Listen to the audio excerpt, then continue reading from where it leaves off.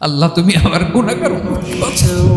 বিশ্বনবী পাগলের মতো একবার হাউজে কাউসারে যাবেন, একবার সিরাতে যাবেন, একবার পুলসিরাতের দিকে, একবার হাউজে কাউসারের দিকে পাগলের মতো দৌড়াতে থাকবেন। তার কোনো গুনাহগার উম্মত যাতে জাহান্নামে ঢুকে না যায়, সেদিন কেউ সুপারিশ করতে পারবে না বিশ্বনবী ছাড়া।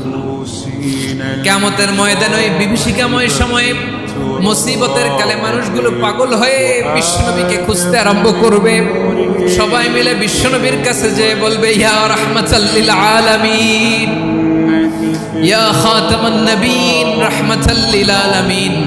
দেখেন আমাদের কি অবস্থা, কি কঠিন বিপদে আমরা আছি, দাঁড়াতে পারি না, সূর্যের আলোতে ঘেমে হয়রান। আজকে কেউ সুপারিশ করতে পারবে না। সব নবীরা অপারগতা স্বীকার করেছে, তারা বলেছে আপনি ছাড়া কেউ নাকি আল্লাহর সামনে দাঁড়াতে পারবেন না, আপনি একটু সুপারিশ করেন। বিশ্বনবী বলবেন, আসো আসো, আজকের দিনে আমি ছাড়া আল্লাহর সামনে কেউ দাঁড়াতে পারবে না।